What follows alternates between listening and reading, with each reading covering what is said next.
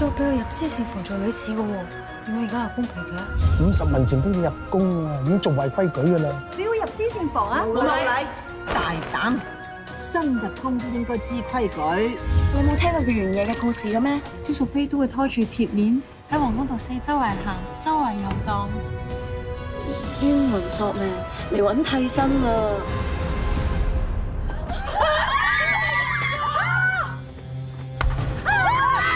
邊個？青鳥翠田，當年高宗皇帝御筆點綴係蕭淑妃獨有㗎。點解你會識得話呢個翠田㗎？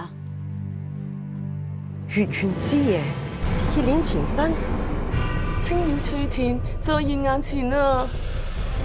唔通蕭淑妃上咗個身，殺咗宋王妃？蕭淑妃冤魂索命啊！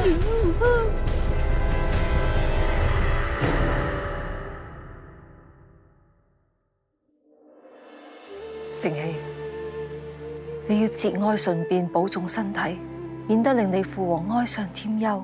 聖上駕到。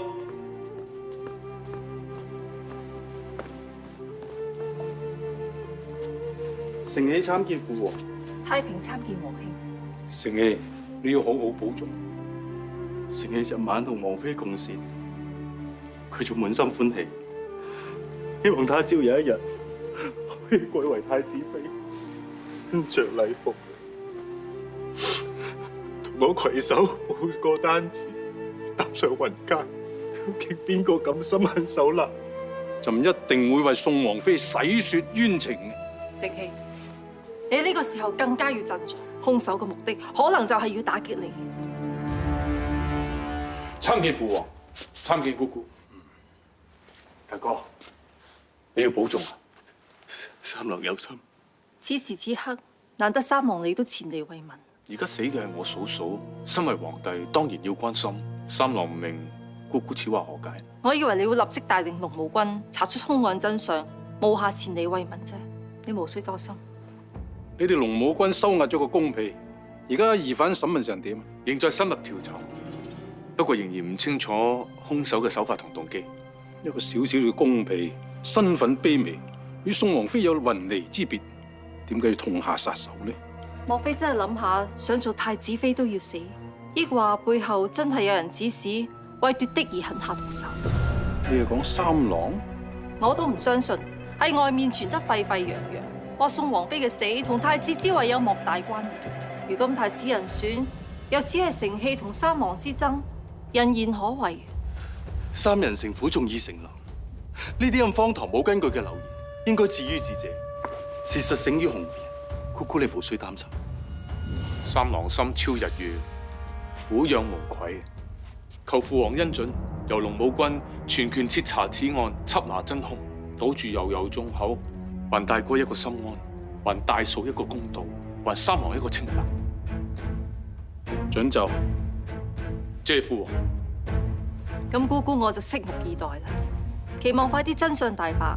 如果三王你久無進展，束手無策，姑姑一定會助你一臂之力。姑姑嘅好意，三郎心領。就算有天大嘅困難，三郎都會無畏無懼，一定抽出真兇。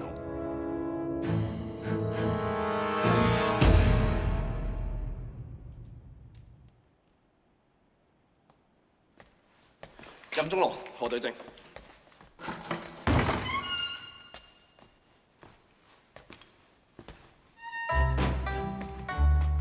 搶錢妹，多事精，你就係殺害宋王妃嘅疑兇。你想盡辦法入宮，就係為咗殺人？我冇啊！我仲記得你嘅貪心樣啊！今次酬勞一定好高啦。我冤枉噶，係邊個指使你㗎？我冇殺人啊！通常兇手都話自己清白同埋無辜㗎啦。我真係清白，真係無辜噶。你喺泥石嗰度做咩？攞地圖，咩地圖？後宮地圖。我嚟做乜？地圖就梗係要嚟認路啦。我初初入宮，分唔清南北西東，咪要託人為張地圖認路咯。要三更半夜去危上閣攞地圖咁神秘？我而家係下人嚟㗎咋，時時刻刻都要等人差遣，唔係我想幾時就幾時㗎，仲要求人畫幅圖先。求嘅係邊個？唔講得。唔講得，你冇呢個人。唔係啊，我唔想連累人咋。你講大話。我冇。根本就冇地圖。有啊。冇呢個人，冇呢件事。真係有啊。你講大話。我冇講大話。咁到底係邊個？係鄭律師。內事成功。佢只係好心幫我，唔關佢事㗎。關唔關事唔到你講，所有到係藝術國嘅人都有嫌疑，你同佢都一樣。你哋究竟係賊案定係冤枉好人㗎？係咪要逼到我認，你哋先至可以領功，可以交差啊？何對正問嘅都係案中疑點，我哋越唔清楚真相，就越幫唔到你。我真係冇殺宋王妃啊！冇話佢正面，就連佢後面真面我都未見過，一見就係佢嘅死樣，死咗嗰個樣。你諗清楚，尋晚藝上閣究竟發生咩事？你見到啲咩？聽到啲咩？每個細節我都要知道。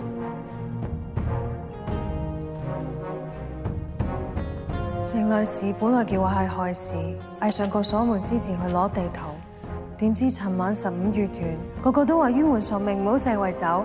但係我驚遲咗，藝上閣又閂晒門，張地圖又攞唔到，所以最後都係決定去，因為我唔識路，天又黑，我行錯咗路，仲揾咗好耐先去到藝上閣。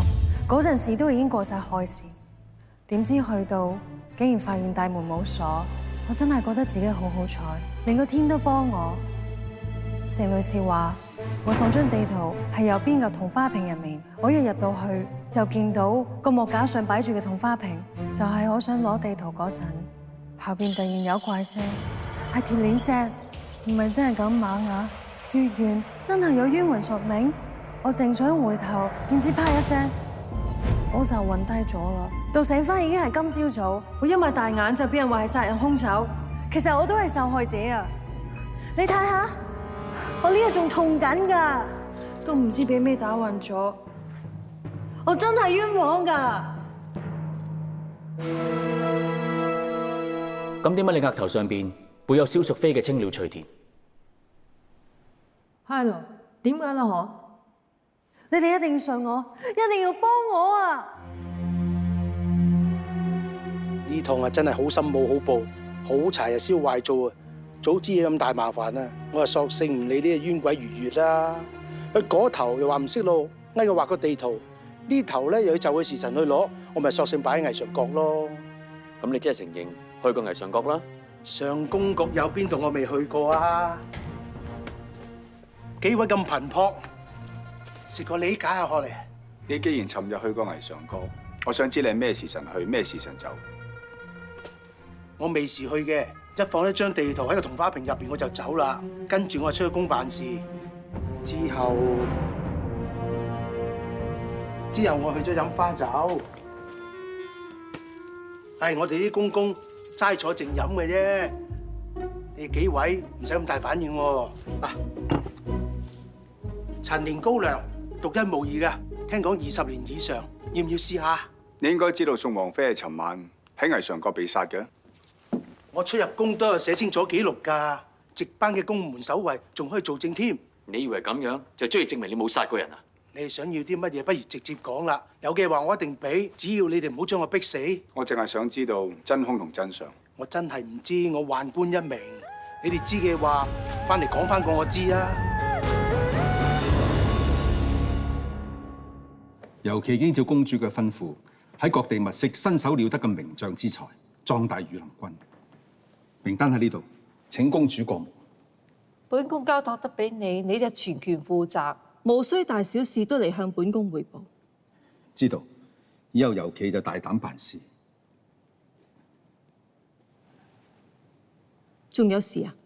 上州西子樓嘅櫻桃不落聞名遐邇，聽聞公主曾經一試難忘。原來你回程嘅時候多費2日繞去商州，就係為咗呢樣嘢。我知道公主喜歡櫻桃不落，特意帶咗翻嚟。參見公主，參見駙馬。公主喜歡鮮醇甘厚嘅洋扇茶，配上清甜不膩嘅櫻桃不落，確係相得益彰。就等我去命人。得啦，今晚本宮會慢慢享用。係公主。公主啊，其實我都有啲頭赤，唔飲茶啦。係公主。駙馬，你舟車勞頓，早啲翻去休息。公主保重，尤其先行告退。駙馬，你都喜歡洋仙茶？能夠同公主品茶養心，分甘同味，梗係上心樂事啦。陣間本宮命人送去你寢宮。多謝公主。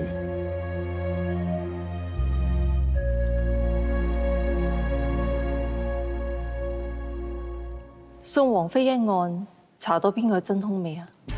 暫時仲未有可靠嘅線索，不過而家宮內眾說紛紜，下邊班奴婢都認為係冤魂索命，但上邊班官員有唔少都懷疑係平和為咗謀奪太子之位，藉以威嚇宋王。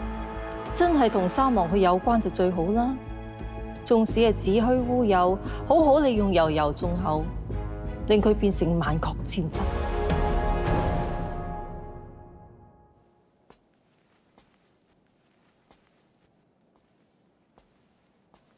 俊兒，同賢妃娘娘請願安啦。眉頭不展，代表心事未舒。俊兒，講我知，三郎幫你。係俊兒唔知道點樣幫三郎你。而家宮中謠言四起，話三郎你狠下毒手殺害親信，用以威脅宋王唔好同你爭奪太子之位。腹中鱗甲，胸中柴擊，毀我名譽者，居心叵測。就係為咗阻我成為儲君，宮中有此能力同全心嘅，就只有姑姑一人。姑姑有心對付你，可以化如疾風，俏如鬼魅，你一定要小心應付。仰不愧天，俯不作人。佢用暗箭傷我，我就明劍還擊，將真相公諸天下，還自身清白，濟皇嫂亡命。劍有傷人，使勁過度，隨時反傷自身。姑姑嘅勢力一時難以撼動，三郎你切忌硬拼，落得兩敗俱傷。如今龍武軍就係我嘅劍，又豈會傷我分毫？雁過流星，水過流霞，行凶者冇可能悄無聲息咁完美作案。我哋一定可以揾到線索。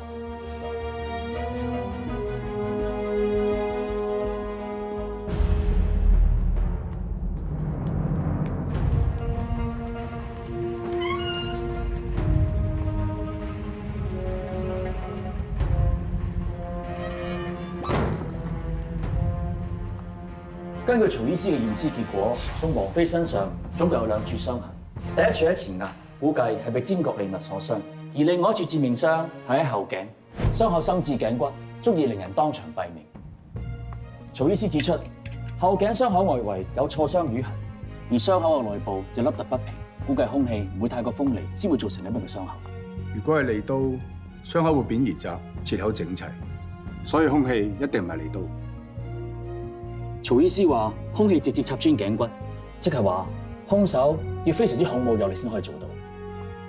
宋王妃前額有傷痕，會唔會係兇手先將宋王妃打暈，之後再用重物借力將佢殺死咧？唔係，宋王妃嘅前額撞傷嘅，就喺呢度。好明顯，兇手事後有清理過，可惜佢唔夠細心，仍然留低蛛絲馬跡。直情大意。邊度仲有殘留嘅血跡啊？咁即係話宋王妃同兇手有機會喺呢度糾纏過。呢幾處仲有殘留嘅微細血跡，假設係同一個人嘅血，而血跡嘅分布又咁散，即係話血唔係滴落去㗎，而係噴灑出去㗎。如果兇器係兇手一早準備帶嚟，應該會用匕首利刀。如果係用呢度嘅物品行兇，貿然攞走，一定俾人發現。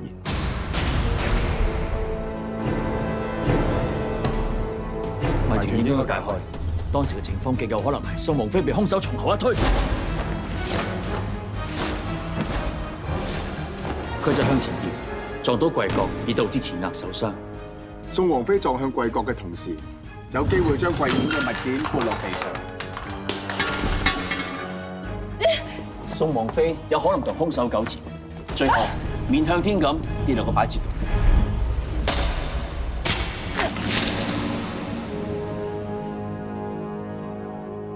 跌倒嘅衝力，加上宋王妃嘅體重，壓落個裝飾品度，足以插穿頸骨，所以地上嘅血係呈噴灑狀。兇手再將宋王妃移到而家着上太子妃嘅禮服，綁上鐵鏈，企圖以冤魂之説嚟掩飾真相。兇手清理妥當之後，袁月剛好嚟到攞地圖。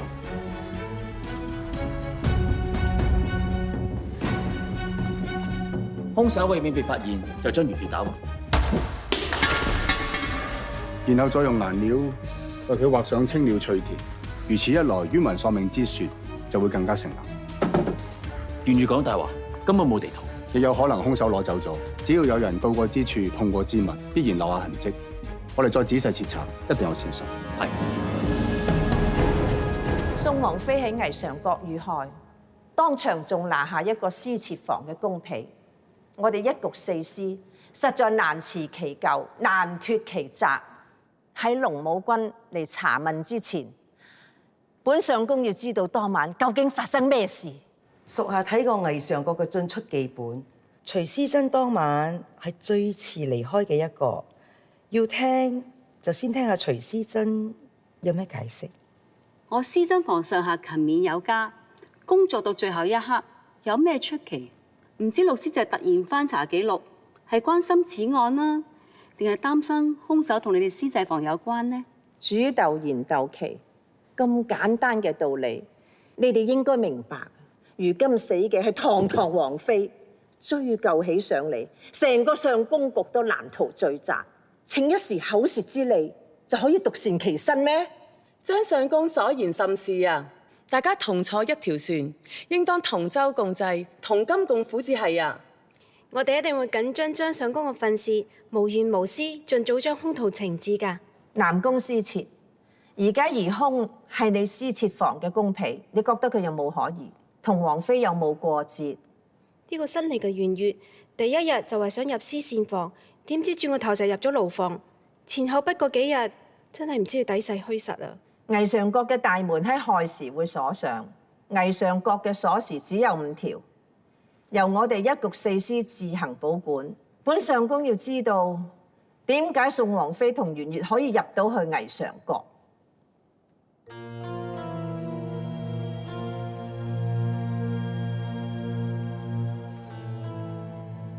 呢一條就係本相公保管嘅魏常國鎖匙，而家請四司一齊交出，以證清白。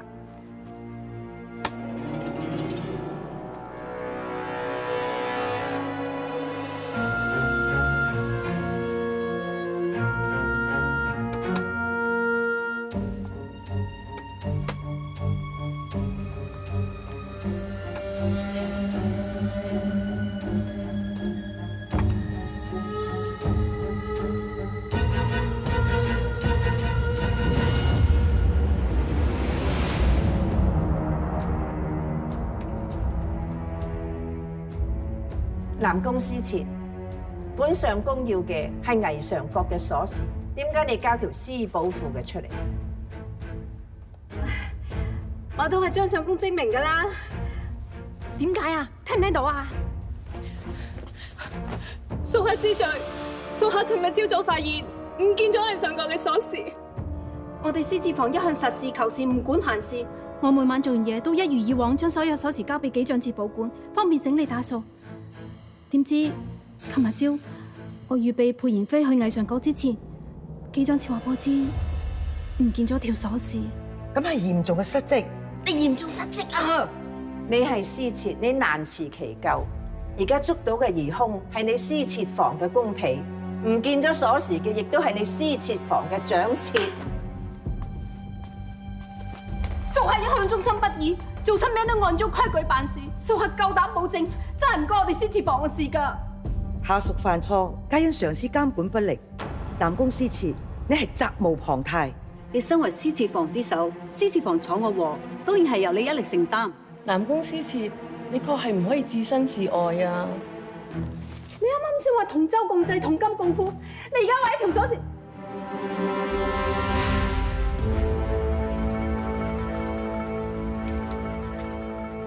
唔係我條鎖匙，真係我條鎖匙啊！我認得呢個牙印啊！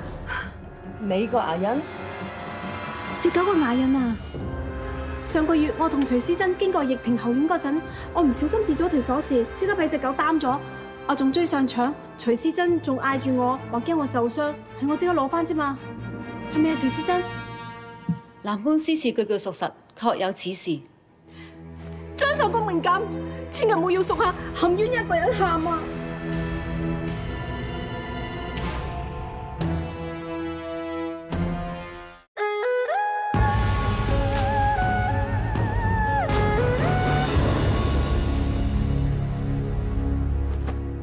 屬下知罪，係屬下偷咗南宮司賜條鎖匙。咁本相公嗰條咧？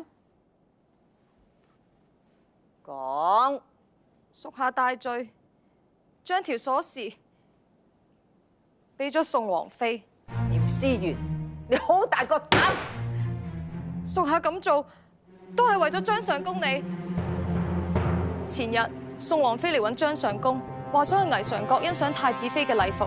被張相公斷然拒絕，屬下見到宋王妃走嘅時候怒氣沖沖，怕佢第日真係做咗太子妃嘅時候會對你不利，所以我先至追咗出去。宋王妃請留步，司員參見宋王妃。仲未分試夠啊？張相公講得好清楚啊，唔俾本宮去睇啊嘛。宋王妃息怒。其實宋王妃想快人一步先欣賞太子妃嘅禮服。唔一定要張相公嘅准許㗎。每晚亥時，霓裳閣就會鎖門，鎖匙就係由司員保管。今晚條鎖匙就會放喺霓裳閣門外嘅宮燈下面。宋王妃，你就可以入去慢慢欣賞，中意摸就摸，中意着就着。只不過喺走嘅時候，將鎖匙放回原處，明早司員去攞返，根本唔會有人察覺。好，本宮最欣賞一啲識時務嘅人。你咁機靈聰明，本宮一定重重有賞。謝宋王妃。天作孽猶可為，自作孽不可換。你卑躬屈折，已經恬不知恥，你仲要嫁禍俾司設房？屬下咁做都係逼不得已。尋日早上去到霓裳閣，揾門外嘅宮燈都唔見條鎖匙。咁啱機長切經過。我眼見賢妃娘娘嚟霓裳閣嘅時辰就到，所以就同紀長妾擦身而過，順手牽羊。你亡人自存，你而家惹火燒身啦！張相公，你要救屬下，屬下做嘅一切都係為咗你。為咗我，定係為咗你自己啊？你唔係怕宋王妃記恨於我，你係怕佢眼中無你啫。本相公成日都教你噶啦，心不妄念，口不妄言。乜你真係以為宋王妃一人得道就可以俾你雞犬升天咩？你狐假虎威，只怕猛虎一死，狐鼠之徒就會更落得悲慘嘅下場。係屬下自作聰明，屬下利欲分心，屬下知錯噶啦。張相公，你要救屬下。而家唔係本相公救唔救你啊，而係宋王妃死於非命，宋王痛失愛妻，你牽涉其中，點可以置身事外？相信龍武君好快就會查到呢度啦。張相公，龍武君任中郎求見。得。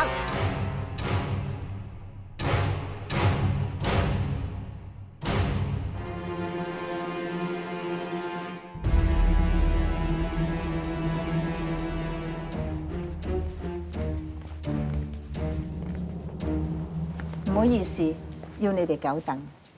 我哋今次嚟係希望張相公全力協助龍武君調查。清楚。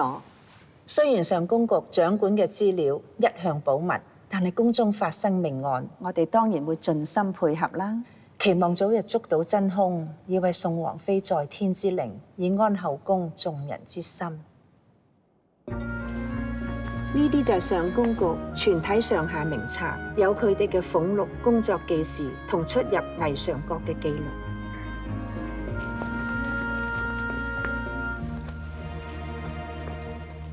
呢幾條就係霓裳閣鎖匙，一直由我哋一局四司保管。就只得呢4條鎖匙。本來應該有5條，但係我哋嘅姚蔣賢遺失咗其中1條。係咪呢條？你喺邊度揾到㗎？魏上角，我哋響度調查嘅時候，發現一張台案上邊有宋王妃嘅血跡，同時響底下揾到呢條鎖匙。條鎖匙係我哋上宮局姚蔣賢事前借咗俾宋王妃，相信係宋王妃遇害嗰陣跌咗，亦有可能係兇手唔小心留低。所以我哋已經將姚蔣賢幽禁，等候任中郎去審問調查。我哋會馬上將佢收押易路。不過唔單止佢，仲有張上公嚟。任中郎，你懷疑我？我哋4司4長都有份掌管魏上國嘅鎖匙。任中郎要懷疑嘅，就懷疑埋我哋。全部女士公婢都有可能偷鎖匙，係咪全部都要收押？我哋有理不怕天打雷，冇理先至會心虛。你哋要收押張上公，除非有聖上手諭。張上公聲稱條鎖匙係姚蔣賢借俾宋王妃，不過姚蔣賢係張上公嘅親信，人所皆知，所以根本無法令人相信張上公與本案無關。本宮相信。參見平王妃。燈不撥不亮，理不辯不明。張上公16入宮，現已60，經歷7朝，為人耿直不安，處事大公無私。對上規行矩步，對下賞罰分明，仲深得聖上同賢妃嘅信任。所以本宮絕對相信張上公唔會做出如此冷酷兇殘之事。臣子係職責所在，必須尋根究底。本宮知道任中郎嚴謹盡責，但張上公何嘗唔係任重道遠？宋王妃舉喪在即，上宮局不可一日無手。平王命令，臣不敢有違。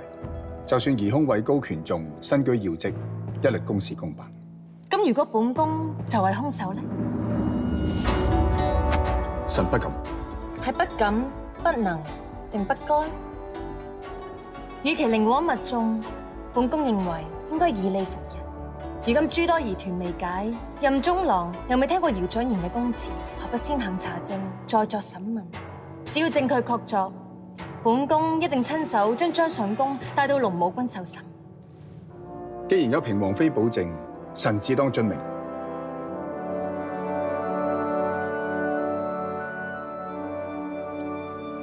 任中郎身負重任，一直只係對事不對人，相信張上公應該明白體諒。瓊香一向深信清者自清，濁者自濁，義正自然無懼，理直亦必氣和。平王妃你特意前來持平守正，對瓊香講嘅一番公道話，實在感激。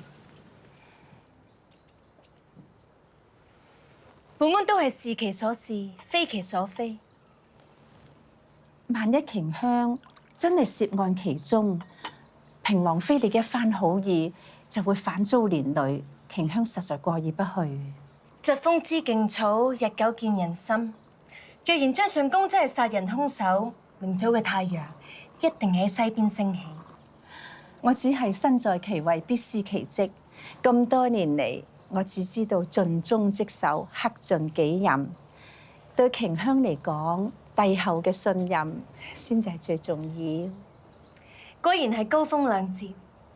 除咗帝後，相信冇其他人可以動員到張上公嘅忠誠本分。瓊香經歷7朝，見盡風浪起跌，一日未登大寶，一日言之尚早。不過茗茶要早，免得茶涼。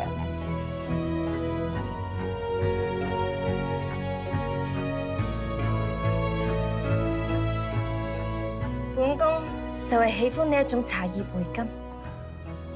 張上公今日呢碗茶，確實係令本宮回味無窮。日後有機會，一定再有勞張上公。瓊香隨時恭候。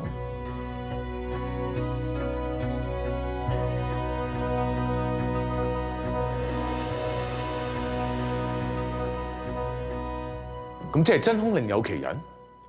經過屬下調查，姚蔣賢雖然偷咗鎖匙俾宋王妃，但係案發當晚佢確實冇去魏上國。咁嗰個宮婢咧？宮婢圓月供稱，佢去魏上國係為咗攞張後宮地圖，佢話將地圖喺個桐花瓶入邊，可惜未攞到就俾人打暈咗。事後屬下喺桐花瓶附近嘅屏風後邊揾翻張地圖，相信就係圓月講嗰張。估計張地圖係圓月俾人打暈嗰陣跌咗喺屏風後邊。即係話佢冇講大話，去魏上閣係為咗攞地圖。咁到底呢個圓月有冇殺人動機？你查清楚未？佢入宮未夠1個月，喺宮中無親無故，又冇錢財欠債，冇殺人動機。所以你放咗佢啊？冇，仲正式將佢扣押喺翼龍。真兇知道有代罪羔羊，就會以為奸計得逞，放鬆戒備，咁就容易露出破綻。平王英明，為咗要揾出真兇，委屈一下個宮婢亦無妨。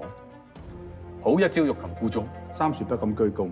呢個係新加入嘅對證，何嚟嘅主意？何嚟？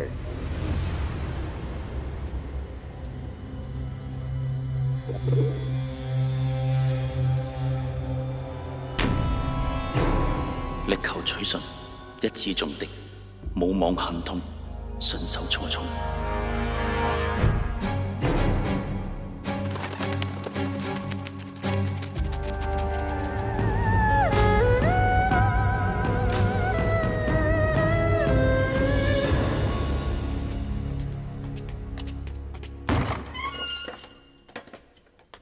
快啲啦！又話講清講數就幫我，呃人嘅，正衰人。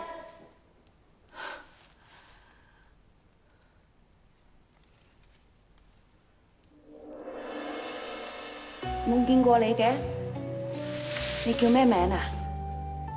我入咗宮幾日咋？我叫圓月，係司設房宮婢。咁啱嘅，我係司設房女士啊。雖然升咗冇耐，我叫金若千。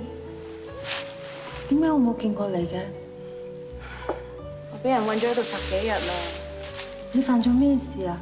宋王妃唔見咗隻指環，一口咬定話係我偷嘅，咪韞咗入嚟咯。我真係冤枉㗎。又係宋王妃，我都係冤枉㗎。咁你又犯咗咩事啊？佢哋話我殺咗人。人不可貌相喎。你殺咗邊個啊？我冇殺人啊！咁佢哋話你殺咗邊個啊？宋王妃真係唔係我殺㗎。宋王妃死咗，佢真係死咗，真係死咗。佢死咗，咁我點洗雪沉冤，仲點重見天日啊？你同佢咩深仇大恨？你做咩要殺佢啊？都話我係冤枉咯，審咗一日已經覺得口水乾啦。我啱啱入宮咋，第一次見宋王妃，佢已經死咗，點殺佢喎？你信我啦，我冇殺人啊！真係冇。講到口乾舌燥，係冇就係冇。我信你又點？當我一個階下囚信你，都係無補於事。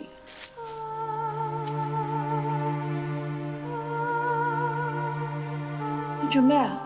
終於有人信我，你係第一個信我嘅人，但冇用咧。唔係，滴水成河，買粒成箩，只要有一個人肯信我，就有希望噶啦。你都係啊，我信你冇做噶，你千祈唔好放棄。多謝你啊！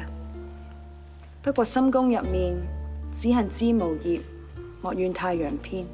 有天理都不及有權勢。我哋做奴婢嘅，注定任人擺布。主人話你有罪就有罪，主人要你人頭落地就人頭落地。我哋能做嘅就只有打落大牙和血吞。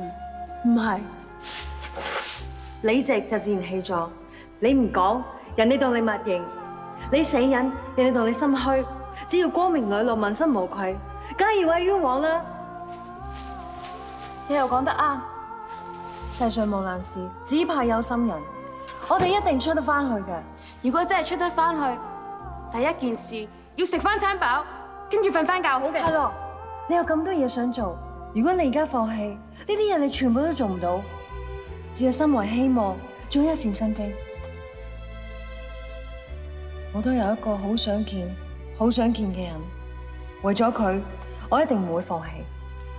堅持未必贏，但係放棄就一定輸。行善天不欺，善念修善果。我想蒼天有眼。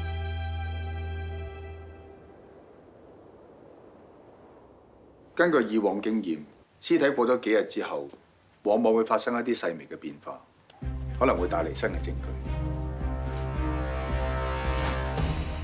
冇錯，呢幾條瘀痕之前從來未見過㗎，似係手指按壓留低。應該係宋王妃臨死前俾兇手用力緊握之後留低嘅指印。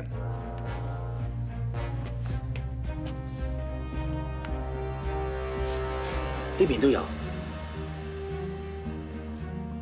而且右手手指伸唔直，因為佢死前用力過猛，導致手筋瞬間僵硬，固定成死前嗰刻嘅動作。屍級裏邊藏有皮肉，而且唔止一隻，係3隻。咁即係話兇手身上一定有呢3道身上血痕。祁醫師，一般被抓傷至皮肉脫落，會用咩藥嚟醫治？可以用紫草、黃立新肌止痛，不過最常做嘅都係以黃連、黃柏、黃芩磨成細末，製成三黃散，灑喺傷口度外敷。咁請問呢2日有冇因為抓傷而攞個三黃散嘅？抓傷就一定有嘅，不過要知道邊個，恐怕要翻查記事冊。麻煩祁醫師幫忙，馬上翻查一下。對唔住，幫唔到2位。點解？因為今日一早有人奉命攞走咗。奉邊個之命？太平公主。宋王妃嘅喪禮，上宮局已呈陛下旨意，減省禮樂，其他如殮服、飯盒、小殮、大殮等一切儀式都會破例，以正一品貴妃形式處理。太平，你認為喪禮仲有冇不足之處？朕想早日讓宋王妃入土為安。宋王妃含冤而死，冤氣難舒，一日真凶未擒，一日難登極樂。公道未還，冤未伸。善如一定死不瞑目，悲能埋字，憂能傷人。李唐男兒頂天立地，成器你要及早振作。三郎，兇案有咩眉目？回稟父王，據聞龍武軍已經揾到鐵證，真兇身上留有俾宋王妃抓傷嘅3道指痕。姑姑果然消息靈通，冇錯。喺宋王妃嘅3隻指甲之中，的確發現藏有皮肉，估計係糾纏之間抓傷兇手而留低。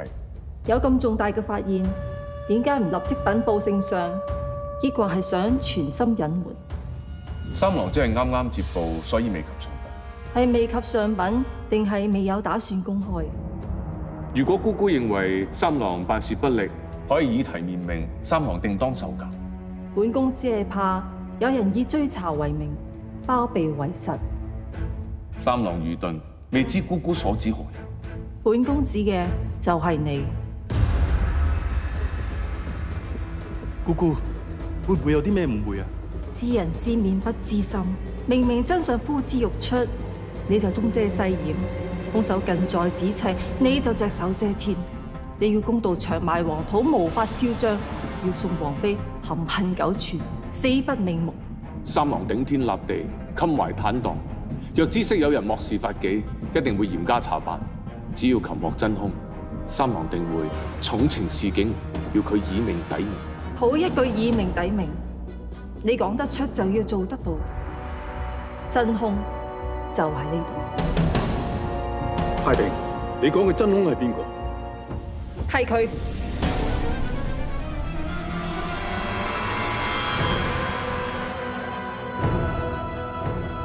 姑姑點解要無力尊兒？弑親殺嫂呢啲泯滅人性、喪盡天良嘅事，尊兒絕對冇做過。弑親指控非同小可。太平，你有冇真憑實據啊？三王剛才都親口承認，宋王妃抓傷咗兇手。依公規律例，凡受傷取藥，必先經太醫處記錄傷勢，再行處方。根據太醫處嘅記錄，本宮肯定平王妃嘅左手就有呢3道鐵證。